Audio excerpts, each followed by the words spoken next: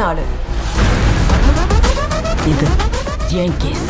எங்க விளையாடுனது என் கிட்ட இல்ல, என் கிட்ட.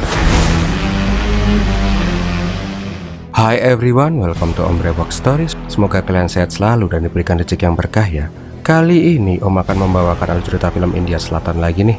Film yang berjudul Kadaram Kodam keluaran tahun 2019 ini menceritakan tentang kisah seorang dokter yang gak sengaja menyelamatkan nyawa seorang penjahat paling dicari dan paling kejam. Tetapi tanpa dia ketahui, hal itu malah menyeret dia ke dalam situasi yang sangat rumit. Istrinya yang lagi hamil diculik dan dia pun dituduh sebagai pembunuh. Pokoknya sial sesial-sialnya. Nah, mau tau gimana keseruan film action India yang bersetting di Malaysia ini?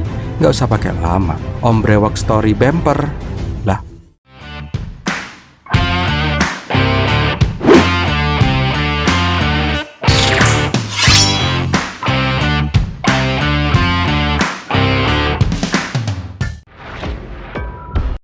Awal kisah, di negara tetangga kita, Malaysia, terlihat seorang om-om badas yang mencolot dari gedung kembar Petronas, dan dia pun gelantungan kayak nyet. Ternyata dia sedang diburu oleh dua orang mas-mas India juga. Dengan susah payah, Om Brewok Putih itu mencoba melarikan diri. Tetapi karena luka di perutnya, Om Brewok itu pun tidak bisa melarikan diri dengan mudah. Karena sudah terdesak, dia pun meminta rekannya untuk menjemputnya. Sialnya, di terowongan mobil, dia pun terkepung oleh mas-mas India itu. Akan tetapi pas lagi pandang-pandangan, seketika dia pun tertabrak pemotor yang matanya kayaknya kebanyakan belek. Orang segede gitu kok gak kelihatan, malah ditabrak. Karena banyak saksi, dua mas-mas India itu pun langsung melarikan diri. Sedangkan rekan Om Brewok Putih juga nggak berani mendekat karena polisi sudah mulai berdatangan ke sana. Di saat yang bersamaan, diperlihatkan pasangan suami istri yang lagi memeriksakan kandungan calon anak mereka. Ternyata Atira dan Vasu merupakan warga India yang baru saja pindah selama 10 hari ini ke Malaysia. Intinya Vasu dan Tira sangat senang karena anak di kandungannya sehat dan tidak sabar untuk menunggu kelahiran anak pertama mereka. Intinya, mereka pun hidup dengan bahagia selayaknya pengantin baru. Keesokan harinya, Vasu yang hendak bekerja shift malam dilarang pergi karena Tira lagi aleman. Dia juga nggak mau ditinggal sama si Vasu, karena kalau lagi kangen nanti bingung gimana. Tetapi Vasu mengatakan, kalau kangen, ingat aja mukaku yang imut-imut ini. Om Wal dengarnya, oh. Tak lama diperlihatkan kondisi sebuah bangsal rumah sakit. Ternyata Om Brewok Putih yang tadi ditabrak pemotor mata belekan juga dirawat di sana. Dan ternyatanya lagi, si Vasu merupakan dokter jaga baru di rumah sakit di mana Om Brewok Putih itu dirawat. Suster bilang kalau Om Brewok Putih itu merupakan korban kecelakaan, jadi harus selalu dipantau keadaannya. Gak lama dokter bangsal itu pun datang, sebut saja dokter Mukidi. Nah, si dokter Mukidi ini sangat nyolot. Dia langsung marah-marah sama si Vasu yang dokter baru. Pokoknya segala sesuatu harus seizinnya dulu. Singkat cerita, di tengah malam, Vasu yang lagi kangen sama Hani Bani Wik-Wik Tirasya Lala, Vasu pun langsung berniat menelpon istrinya. Tetapi karena sinyal di sana itu GSM, geser sedikit mati, dia pun mencari sinyal sampai di pojokan. Namun bukannya sinyal yang dia dapat, dia malah melihat bayangan orang asing yang pakai jubah dokter keluar dari bangsalnya Om Brewok. Karena curiga, Vasu pun mengecek kamar Om Brewok. Dan benar aja, Vasu melihat Om Brewok yang lagi kejat-kejat sakratul maut karena selang oksigennya dipotong. Dengan sigap, Vasu pun memberikan pertolongan pertama. Gak lama, Mukidi pun datang dengan marah-marah karena Vasu mengambil tindakan tanpa seizin dirinya. Beberapa jam kemudian, kepolisian Malaysia pun datang ke sana. Kalpanax langsung menanyakan, ini nama kok kayak obat panuh ya?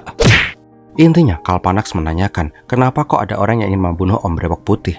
Menurut rekam medis, si Om Brewok Putih ini datang ke rumah sakit karena kasus kecelakaan murni. Karena mencurigakan, polisi pun mengambil sampling sidik jari dari Om Brewok Putih. Kalpanax juga memberikan kartu namanya ke Vasu, seandainya si Vasu mengetahui informasi lain. Melihat Vasu yang dikasih pujian sama bu polisi, si Mukidi yang gila hormat ini malah jadi jengkel sendiri. Dia pun nguak-nguak tuh kartu nama dan mengancam Vasu kalau dialah penguasa di rumah sakit ini. Setelah shiftnya selesai, Vasu pun pulang ke rumah dan langsung meluk istrinya. Tetapi pas bangun, Vasu pun kaget karena istrinya udah hilang dari kasur. Ternyata si Tira cuma lagi lapar dan pengen buat Indomie goreng tapi masaknya direbus. Akan tetapi pas Vasu lagi ngelus-ngelus kendang, dia pun langsung digaplok sama seseorang. Ketika udah rebahan di lantai itulah, Vasu melihat sosok misterius yang menculik Tira. Ketika Vasu siuman, dia pun menemukan sebuah HP kentang yang ditinggalkan oleh penculik. Intinya penculik meminta Vasu membawa keluar Om Brewok Putih dari rumah sakit dan jangan sampai ada orang yang tahu. Kalau enggak, nyawa istrinya akan terancam. Di sini Vasu ingat dengan kartu nama Bu Kalpanax, tetapi dia galau. Lapor enggak? Ah, mboh. Di tempat lain diperlihatkan tim Kalpanak yang pulang ke markas. Di tangga kantor, mereka berpapasan dengan tim lain pimpinan Vincent, yang mana Vincent itu adalah saingan dari tim Kalpanak. Pokoknya tim Vincent itu selalu bisa lebih jago menangani kasus daripada tim Kalpanak. Di suatu tempat di dermaga, diperlihatkan para pencuri tirah.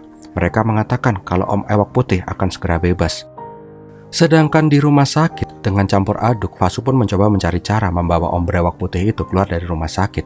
Tetapi sialnya, Om Ewok saat ini dijaga ketat oleh Pak Polisi. Karena udah kepepet, Vasu pun berbohong dia ingin membawa Om Ewok ke ruang ronsen. Namun rencananya nggak berjalan mulus. Pak Pol tetap aja ngintilin si Vasu. Di saat yang bersamaan, Navi dan Kumar mendapat informasi dari sidik jari. Ternyata Om Ewok Putih itu merupakan buronan paling dicari di Malaysia. Mendapati informasi itu, Kalpanak pun memerintahkan polisi jaga agar tidak meninggalkan Om Ewok sampai mereka tiba di sana. Nah, karena udah diperintah sama si bos, Pak Pol pun ingin membawa Om Ewok kembali ke Bangsal. Tetapi pas pintu lift dibuka, Vasu langsung menyetrum Pak Polisi pakai mesin kejang jantung sampai mental. Di mobil, Navi menceritakan latar belakang Om Ewok. Om Ewok itu memiliki banyak nama alias, tetapi orang-orang di dunia kriminal sering menyebutnya Tuke. Tuke merupakan seorang kriminal paling dicari dan paling sadis. Kejahatannya mulai dari pembunuhan, pemerasan, perdagangan senjata, dan lain-lain. Dan yang lebih membahayakannya lagi, Tuke ini dulunya adalah mantan tentara elit Malaysia yang disersi. Kasus terbarunya adalah pembunuhan seorang pengusaha kaya Malaysia di gedung kembar Petronas. Kembali lagi ke Vasu, diperlihatkan bila Vasu memberikan suntikan kepada Tuke. Vasu juga mengikat Pak Polisi dengan lakban. Tak lama kemudian, Tuke pun sadarkan diri. Tetapi pas mau dibantu sama si Vasu, Tuke langsung memeting si Vasu. Untungnya, Vasu tadi udah merebut pistol Pak Polisi. Di sini Vasu meminta Tuke untuk ikut dengannya keluar dari rumah sakit. Sialnya, pas mau dibawa keluar, Mukidi malah melihat mereka berdua. Jelas aja Mukidi yang sok yes ini mengikuti si Vasu dong. Ketika masuk ke sebuah ruangan, "Putar mati yo, picek matamu." Om kok ya seneng ya lihat Mukidi digituin. Sesampainya di bawah, Vasu dan Tuke pun hampir ketahuan ketika Kalpanak dan yang lain masuk ke rumah sakit itu. Namun untungnya mereka berhasil kabur walaupun harus melipir-melipir gitu. Gak lama diperlihatkan sebuah Ultraman. Ternyata Tuke diajak ngebis sama si Vasu. Nah pas tuh bocil Ultraman lihat Tuke yang ditodong, dia pun langsung jiper. Tapi penasaran, tapi takut, tapi juga penasaran. Sedangkan di rumah sakit, Kalpanak meminta pemutar CCTV di sana. Sialnya, lantai 12 yang lagi direnovasi tidak terpasang CCTV. Lagi asik-asiknya nonton CCTV, si Vincent malah ikutan nimbrung. Vincent meminta Kalpanak dan timnya untuk tidak ikut-ikutan dalam kasus ini, karena kasus gede kayak gini cuman Vincent lah yang bisa menangani. Kembali lagi ke bis, diperlihatkan kalau Tuke mengeluarkan sebuah suntikan. Dia berniat menyerang Vasu dengan suntikan itu. Tetapi pas mau menyerang, Vasu mendapat telepon dari penculik. Dia memohon kepada penculik agar istrinya tidak diapa-apain. Di sini Tuke langsung mengambil HP itu. Ternyata orang yang menculik Tirah itu adalah Nada, saudara angkat dari Tuke, dan bos mereka yang bernama Anat Makio. Setelah mendapat telepon itu, Tuke bilang kalau istri Vasu akan pulang nanti malam dan menyuruh Vasu nunggu aja di rumah. Jelas aja Vasu nggak terima dong. Dia pun memaksa Tuke untuk melakukan pertukaran sandera di tempat yang rame. Karena Tuke tetap aja nggak peduli, Vasu pun menembak halte bis di sana. Di rumah sakit, Kalpanak mendapat laporan penembakan di halte bis. Mendengar itu, mereka pun langsung tancap gas. Namun sesampainya di sana, Tuke sudah tidak ada. Dari kesaksian saksi pun diketahui kalau yang menembak itu bukan si Tuke. Tim Kalpanak semakin bingung kenapa Vasu menyandera Tuke. Gak lama, Navi juga mendapat laporan dari kantor pusat bila Tuke sangat dekat dengan penjahat yang bernama Nada. Kemungkinan ini ada campur tangan Nada untuk membebaskan Tuke. Di tempat lain diperlihatkan bila Tuke dan Vasu berniat bertukar sandera di sebuah stasiun. Akan tetapi pas mau bertukar sandera, Tuke dan Nanda melihat mas-mas India yang di awal film ngejar-ngejar mereka. Karena hal itulah pertukaran sandera pun jadi gagal dan mereka pun sama-sama saling kabur. Sialnya mas-mas India itu pun malah melihat Tuke dan langsung nguber-nguber si Tuke. Singkat cerita, mereka berdua pun berhasil lolos. Tetapi sialnya luka di perut Tuke kembali terbuka. Dia pun langsung membegal mobil di sana dan meminta Vasu mengobati lukanya dulu, baru nanti melakukan pertukaran sandera lagi. Vasu yang gak punya pilihan lain akhirnya mengikuti Tuke sampai di sebuah rusun. Ternyata itu adalah tempat persembunyian si Tuke. Di tempat penyekapan Tirah diperlihatkan bila ada orang yang masuk ke dalam persembunyian itu. Ketika Nanda mengecek, terdengar suara tembakan. Dan tiba-tiba ada dua orang yang langsung menyerang Tirah dan di sana juga terlihat Anat Makio. Kembali lagi ke Om-Om Sangar. Intinya si Vasu mengobati luka dari Tuke. Setelah lukanya dijahit, Tuke pun pengen mandi. Karena udah beberapa hari dia nggak mandi, baunya udah kayak keringat buaya. Pas Tuke lagi mandi itulah Fasu melihat berita di TV yang menerangkan bila Fasu dan Tuke saat ini menjadi buronan polisi paling dicari di Malaysia. Karena nggak mau dianggap sebagai buronan, Fasu pun mencoba menelpon Kalpanak. Dia pun menjelaskan alasannya membawa kabur Tuke dan memberikan lokasi rusun itu. Sialnya ketika hendak mengecek Tuke yang udah kelar mandi atau belum, dia pun malah balik ditodong sama si Tuke. Ya jelas aja, si Fasu langsung diikat-ikat dong. Tuke juga langsung mengambil pistol-pistolnya. Namun pas lagi fokus dengan pistolnya, ada sosok yang datang ke kamar itu. Ternyata yang datang adalah Vincent dan timnya, bukan si Kalpanak. Di sini Rajesh dan Kumu langsung menghajar si Tuke. Tak lama, Kalpanak juga datang ke tempat itu, yang membuat Vincent dan yang lain jadi kaget.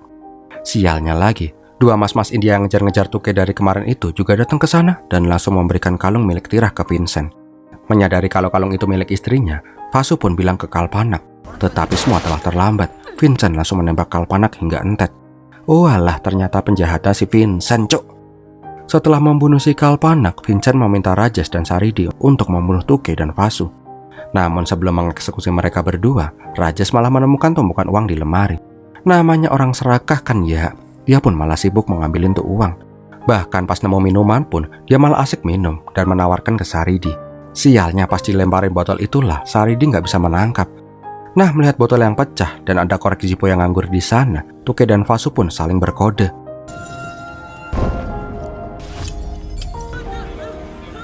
Singkat cerita, Tuke pun berhasil membakar Saridi dan menembak Rajesh dari kakinya.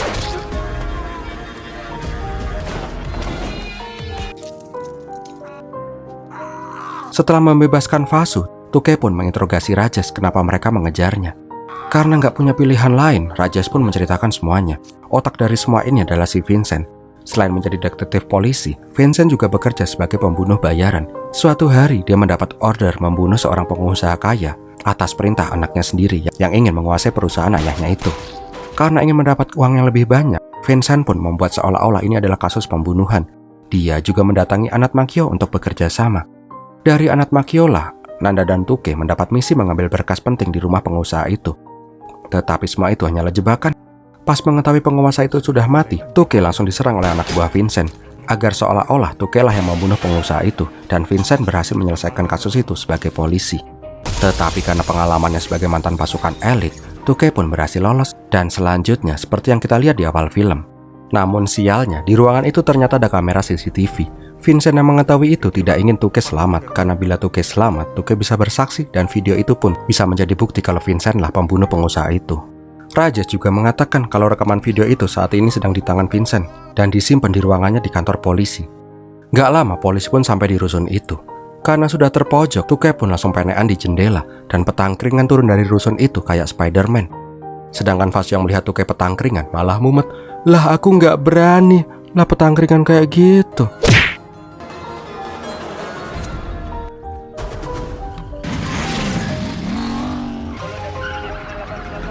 Dan Fasu pun akhirnya melarikan diri menggunakan tangga. Sialnya, dia malah terkepung. Karena nggak mau ditangkap, dia pun memberanikan diri untuk melompat. Sedangkan di kamar, Navi dan yang lain melihat Kalpanak yang sudah terbujur kaku. Si Rajesh juga berbohong kalau dia diserang oleh Fasu. Karena marah, Vijay pun langsung menembak Fasu. Dan terjadilah kejar-kejaran di antara mereka semua. Tuke yang kejar-kejaran sama polisi di jalan, sedangkan Fasu kejar-kejaran sama Navi dan yang lain.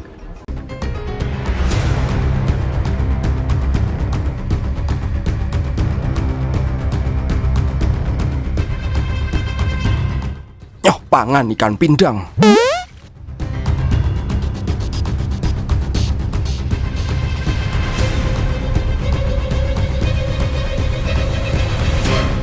Tak keprok helm dasmu.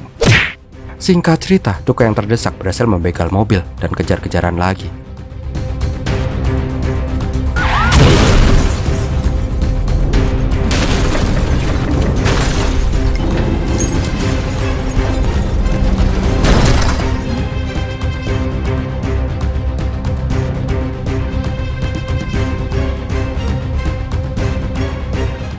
Sedangkan si Fasu berhasil meloloskan diri untuk sementara. Sialnya, pas lagi duduk di sebelah pasangan bucin, Fasu malah ketahuan dan dia pun langsung masuk dalam MRT yang disusul oleh Navi CS. Singkat cerita, pas sudah kedesak, Fasu pun nekat menyandera Bumil di sana. Untungnya, dia pun berhasil keluar dari MRT, meninggalkan Navi dan yang lain yang cengok. Setelah berhasil kabur dari polisi, Fasu pun membegal sebuah mobil. "Diam, tak keplak dasmu." Di rusun terlihat bila media sudah memenuhi TKP. Terlihat juga wajah sedih Kumar dan Navi atas kematian Kalpanak. Sedangkan Vincent terlihat cemas. Dia pun menanyakan kepada Rajesh tentang apa yang terjadi. Dia juga menanyakan apakah Rajesh itu ember atau enggak. Karena takut dibunuh oleh Vincent, si Rajesh pun menjawab dia nggak cerita apapun. Gak lama, kepala polisi meminta Vincent menyelesaikan kasus ini segera. Dia pun juga memberikan perintah tembak di tempat bila melihat Fasu dan Tuke. Gak lama, Navi meminta izin kepada kepala polisi untuk ikut dalam misi ini untuk membalaskan dendam Kalpanak. Tetapi kepala polisi tidak mengizinkan itu. Setelah semua polisi pergi, Vincent pun memerintahkan anak buahnya untuk mengerahkan semua orang untuk memburu Tuke. Jangan sampai Tuke membuka suara. Di tempat persembunyian Nanda, diperlihatkan bila Tuke datang ke sana dan langsung membunuh semua agen di tempat itu. Pokoknya, duar.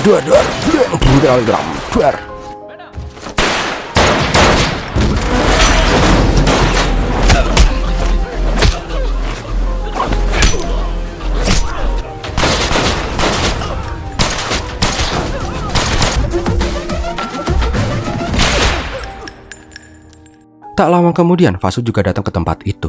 Disinilah Fasu bertemu lagi dengan Tuke. Fasu menanyakan di mana Tira. Tetapi pas masuk ke sebuah ruangan, mereka melihat seseorang yang ditutupin kain goni. Wah, kok Tira mati ya? Namun pas kain penutup itu dibuka, ternyata yang mati itu adalah si Nanda dengan luka di sekujur tubuhnya. Di sini Fasu menanyakan di mana istrinya. Sambil mencekik Fasu, Tuke pun mengatakan kalau kemungkinan Tira masih hidup sebagai sandera pertukaran dengan dirinya. Kalau Fasu ingin melihat istrinya lagi, Tuke menyarankan agar tidak mengganggunya. Ternyata benar, Tira masih hidup dan saat ini malah sedang berada di kantor polisi, di kantornya si Vincent.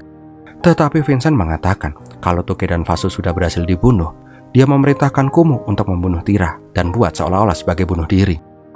Di tempat lain diperlihatkan bila Tuke menemui para dedengkot mafia Malaysia, dari mafia Melayu, mafia India, dan mafia Cina yang tinggal di Malaysia. Tuke meminta bantuan para mafia untuk membantunya membalaskan dendam kematian Nanda. Dengan upacara kremasi kecil-kecilan, Tuke pun berjanji akan membunuh semua orang yang membuat Nanda harus menjadi abu seperti ini. Tak lama kemudian, Tuke dan Fasu pun datang ke sebuah klub malam.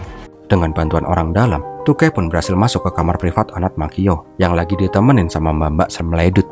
Melihat Tuke, Anat jelas saja ketakutan. Dia pun bilang kalau dia tuh khawatir dengan Tuke. Tetapi Tuke langsung mandiin Anat dengan Chongjan dan Ciu Bekonang. Ketika hendak dibakar hidup-hidup, Anat pun menceritakan semuanya. Tuke juga meminta Anat menelpon Vincent agar dia datang ke tempat ini.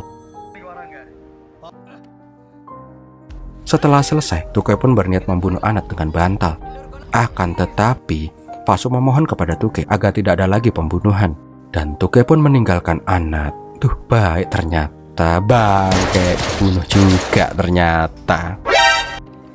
Keesokan harinya, divisi MTNC Polisian Malaysia mendapatkan banyak sekali laporan tindak kejahatan di segala penjuru Kuala Lumpur. Ternyata itu adalah ulah mafia yang dimintain tolong oleh Tuke sebelumnya untuk membuat kekacauan di KL. Sedangkan Vincent yang mendapat kabar dari Anat langsung bergegas menemui Anat. Tetapi tanpa diketahui, Tuke dan Fasu sudah menunggu di depan kantor polisi dan masuk ke kantor polisi itu dengan santai. Karena memang saat itu kantor polisi lagi kalang kabut dengan banyaknya penjahat yang masuk ke sana. Singkat cerita, Vincent berhasil naik ke lantai atas. Tetapi karena hampir ketahuan, mereka pun masuk ke sebuah ruangan. Kebetulannya sekali, ruangan itu adalah gudang senjata. Jelas aja, namanya jagoan kan ya. Dia pun langsung menembakin polisi di sana dengan pelontar granat.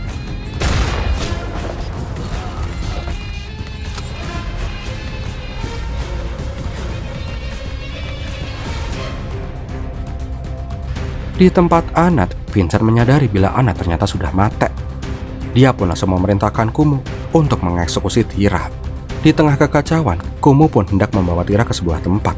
Sedangkan di dalam kantornya Vincent, Tuke memberikan rompi polisi dan pistolnya ke Fasu. Tuke menyuruh Fasu untuk mencari istrinya. Duh, ternyata baik nih om-om. Singkat cerita, di saat yang bersamaan, Tira dibawa ke sebuah toilet. Sedangkan Fasu terus mencari istrinya ke gitar. Di toilet diperlihatkan bila Kumu hendak mengeksekusi Tira dengan melemparkan dia dari jendela. Tetapi untungnya Tira masih bisa melawan. Yah, walaupun kalah juga sih. Sedangkan Fasu malah salah masuk ruangan yang menyebabkan dia ketahuan. Sialnya, polisi yang dia hadapi adalah polisi jagoan. Dia pun dipeluk sama pak polisi Malaysia itu hingga babak belur. Ketika hendak diborgol, Fasu pun melihat ada alat pemadam api. Kembali lagi ke Tira.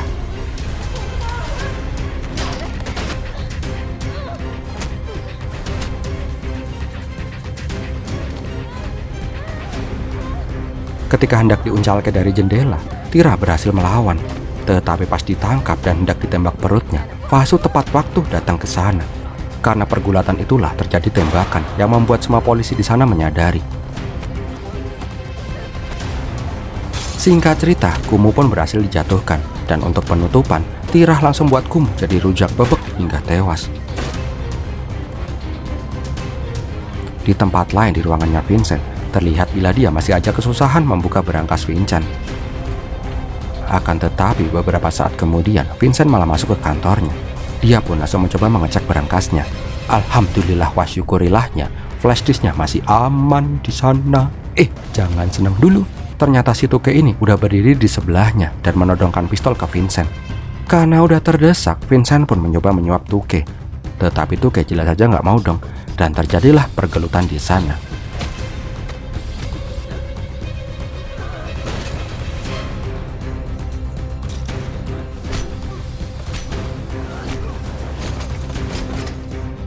Singkat cerita, pas Vincent udah kalah, malah ada 2 polisi yang datang ke sana. Ya gelut lagi dong.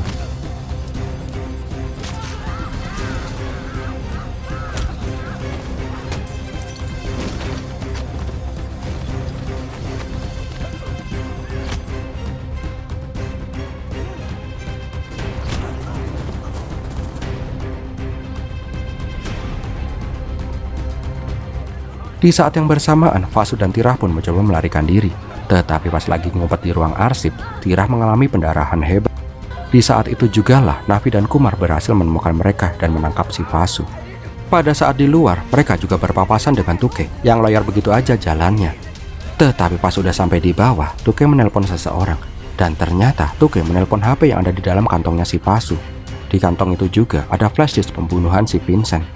Jadi pas tadi lewat ngeloyor itulah Tuke memasukkan HP dan flash disk itu ke kantongnya Fasu. Singkat cerita, Navi dan kepolisian yang lain pun melihat rekaman pembunuhan yang dilakukan oleh Vincent. Gak lama Vincent juga sampai di sana. Dia yang belum tahu kalau dia udah ketahuan meminta Fasu diserahkan kepadanya karena ini kasusnya.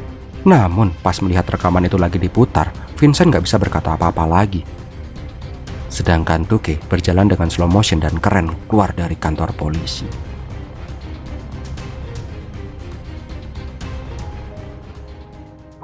Tak lama kemudian, Fasu datang ke rumah sakit. Pada saat melihat Tirah yang sudah kempes perutnya dan keranjang bayi yang kosong, Fasu pun menyadari bila anak mereka tidak berhasil selamat. Duh, kok sedih ngebayangin kehilangan anak tuh. Aduh, bentar, itu anak siapa, Sus? Walah jebule, tiwas om udah mau mewek. Ternyata anak Fasu dan Tirah pun berhasil selamat dan lahir dengan sehat. Dan filmnya pun berakhir. Kok gantung ya? Tenang, masih ada yang nyempil dikit kok. 7 tahun kemudian, diperlihatkan sebuah pesta ulang tahun seorang anak cewek. Yang mana anak cewek itu adalah anak dari Fasu dan Tirah. Di sana juga diperlihatkan Inspektur Navi dan Kumar yang hadir di pesta itu. Nah, pas Fasu hendak menyetel SpongeBob, ada breaking news yang memberitakan tentang kematian mantan Inspektur Polisi Vincent di sebuah hotel esek-esek. Setelah menjalani hukuman 7 tahun penjara karena kasus pembunuhan, Vincent yang hari ini bebas langsung pengen enak-enak di hotel. Tetapi karena mungkin depresi, Vincent pun ditemukan mati dan diduga karena bunuh diri. Beberapa jam sebelumnya, diperlihatkan bila Vincent habis tempur sama mbak-mbak Open BO. Ketika mbak-mbak itu sudah keluar, ada langkah kaki yang juga datang ke hotel itu. Ternyata itu adalah Tuke dan udah tahu kan hasilnya gimana. Gak lama kemudian, ada suara bel pintu di rumah Fasu. Ketika dia membuka pintu, gak ada orang di sana. Hanya ada sebuah kado ulang tahun. Pas dibuka, ternyata isinya adalah kalung milik Tirah yang dulu diambil oleh Vincent. Melihat ada kalung mahal, anak mereka langsung aja ngebatu kalung. Di dalam kado itu juga ada sepucuk surat dan bertuliskan Tuke. Pas ditanyain oleh Navi, siapa tadi yang namu? Fasu dengan mantapnya menjawab, teman dekatku tadi yang datang ke sini. Dan tamat. Wow, gimana film ini sob? Keren gak sih? Aslinya sih banyak adegan gelut dan duar-duarnya yang keren banget sih. Tapi karena keterbatasan durasi dan gak mungkin om tayangin semuanya, kalau kalian pengen lihat adegan action aslinya, silahkan nonton langsung aja ya. So, bagi kalian suka dengan video ini, silahkan untuk like, komen, dan share. Jangan lupa yang belum subscribe dong. Dan klik lonceng notifikasi agar kalian gak ketinggalan video-video terbaru dari channel Om Brewok Story. Terima kasih sudah menonton, Om Brewok pamit dulu.